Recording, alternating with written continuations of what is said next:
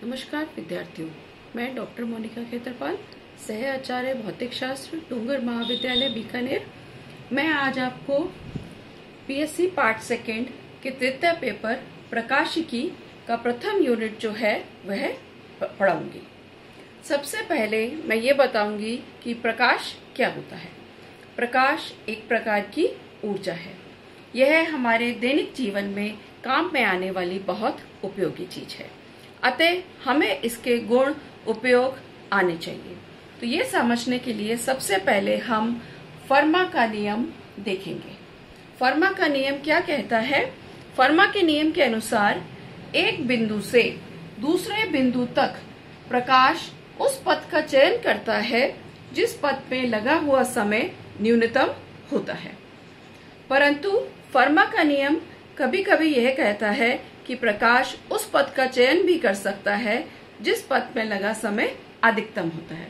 अतः हम फर्मा के नियम को व्यापक रूप में यह कह सकते हैं कि एक बिंदु से दूसरे बिंदु तक पहुंचने में प्रकाश उस पथ का चयन करेगा जिस पथ में लगा हुआ समय चरम मान के बराबर होता है।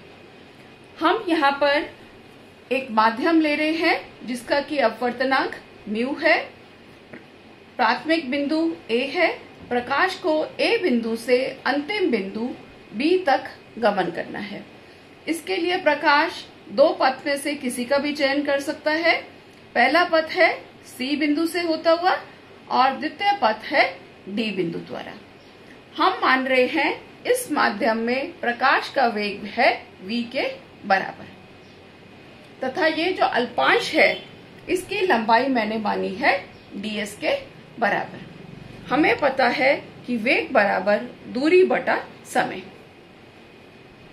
अतः A से B बिंदु तक गमन करने में लगा हुआ जो समय आएगा वह आएगा ds/v और हमने इसका समाकलन किया है प्रथम बिंदु A से अंतिम बिंदु B और फर्मा के सिद्धांत से इसका मान चरम मान के बराबर होगा। मैं मान रही हूं कि प्रकाश का वेग निर्वात में c के बराबर है। इस समीकरण में v का मान रखेंगे c/μ। यहाँ पर यह चरम मान के बराबर है, अतः इसका समाकलन इसका अवकलन 0 के बराबर आएगा। हमने इसका अवकलन किया है और v का मान इसके अंदर रखा है। तो फर्मा के नियम को गणितीय रूप में दो तरह से हम लिख सकते हैं। या तो हम उसको डिफरेंशियल की फॉर्म में दिखाएं या चरम मान में दिखाना चाहें तो हम उसको इस समीकरण द्वारा भी लिख सकते हैं। अब मुझे इस फर्मा के नियम को सत्यापित करना है। हमें पता है कि एक सरल रेखा एक बिंदु से दूसरे बिंदु तक जाने में जो पथ होता है, अगर हम सरल रेखा का चयन करें तो वह पथ न्यूनतम पथ के बराबर होता है। यहाँ पर हमने दो पथ बनाए हैं।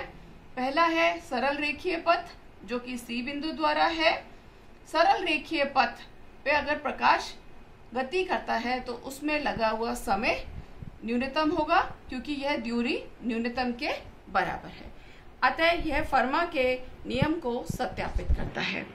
अब हमें यह सत्यापित करना है कि कुछ परिस्थिति के अंदर यह मान अधिकतम के बराबर है। इसके लिए मैंने यहाँ पर एक गोलीय परावर्तक सतह बनाई है। AOB से उसको दर्शाया है। यह गोलीय सतह है। इसकी वक्रता केंद्र है C तथा वक्रता त्रिज्या मैंने मानी है CO बराबर कैपिटल R के बराबर। अब हम क्या कर रहे हैं, एक बिंदु ले रहे हैं P जिसके ऊपर की बिंब रखा हुआ है। इसका प्रतिबिंब जो बनेगा वह बनेगा Q बिंदु के ऊपर। यह एक आदर्श स्थिति के अंदर होगा। यह P और Q बिंदु जो है यह गोलीय परावर्तक सतह के व्यास के ऊपर स्थित हैं। अब मैं क्या मान रही हूँ, एक अन्य बिंदु D ले रही हूँ और मान रही हूँ कि प्रकाश जो गति कर रहा है वह P बिंदु से होता हुआ D बिंदु पर आ रहा है और यहाँ से परावर्तन के पश्चात Q बिंदु के ऊपर आ रहा है। यह बिंदु Q भी इस गोलीय सतह के व्यास AB के ऊपर स्थित है। मैं क्या कर रही हूँ, डी बिंदु से इस व्यास के ऊपर हमने एक लंब डाला है जिसको हमने यहाँ dl द्वारा दर्शाया गया है। अब इस पथ PDQ, प्रकाश का पथ हो गया PDQ, इस पथ में हम मान रहे हैं कि दूरी जो कि PD है यह आपतित दूरी है, इसको U, और DQ बराबर मैंने माना है V के बराबर। ये जो दोनों दूरियां हैं CP और CQ, ये हमने बराबर मानी है D के बराबर।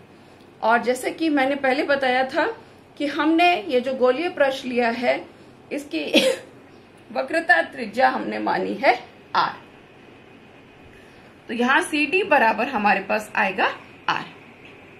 दूरी QL का मान ले रहे हैं X, LD का मान ले रहे हैं हम Y।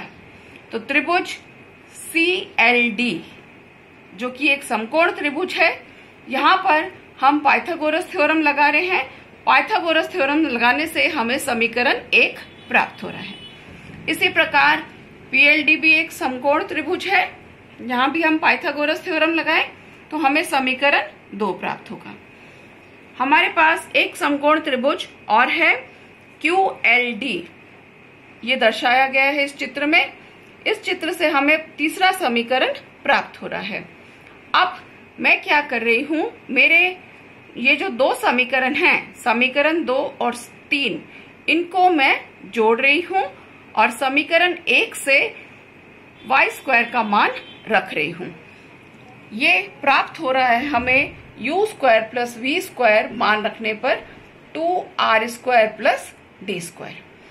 चूंकि r मेरे गोलीय पृष्ठ की त्रिज्या है, यह नियत के बराबर है, दूरी d भी नियत है, अतः r² और d² का मान नियत है। तो हमें प्राप्त हो गया u² प्लस v² एक नियतांक, जिसको कि मैंने k से दर्शाया है।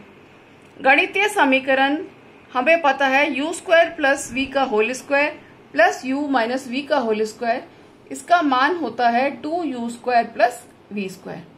और u² प्लस v² का हम मान निकाल चुके हैं k के बराबर, यह मान रख दें तो हमारे पास आ गया 2k के बराबर। प्रकाशीय पथ हमने दर्शाया था PDQ से, तो प्रकाशीय पथ का मान आ गया u प्लस v के बराबर। तो प्रकाशीय पथ u प्लस v बराबर हो गया 2k, ये मैं इधर ले जाऊं तो ये माइनस के अंदर इसके बराबर आ जाएगा। परंतु वास्तविक जो हमारा पथ था वह D बिंदु ना होकर के मूल पथ था POQ। इस मूल पथ के अंदर क्या था, u और v बराबर थे, तो u और v का मान बराबर रख दूं। चूंकि D बिंदु जो है वो O बिंदु पर होगा, तो u और v बराबर रखने पे ये 0 के बराबर आ जाएगा। अतः प्रकाशीय पथ का मान आ जाएगा 2k की पावर हाफ, जिसका की मान होता है अधिकतम के बराबर। तो ये हमारे फर्मा के नियम को सत्यापित करता है कि कुछ परिस्थितियों के अंदर प्रकाश जो पथ का चयन करता है उसका मान अधिकतम के बराबर ही होता है। परंतु व्यापक रूप में हम फर्मा के नियम को कह सकते हैं कि प्रकाश मूल बिंदु से अंतिम बिंदु तक जाने में उस पथ का चयन करेगा जहां पर लगा हुआ समय चरम मान के बराबर होगा। चरम मान का अर्थ है या तो न्यूनतम होगा या वह अधिकतम मान के बराबर होगा। धन्यवाद।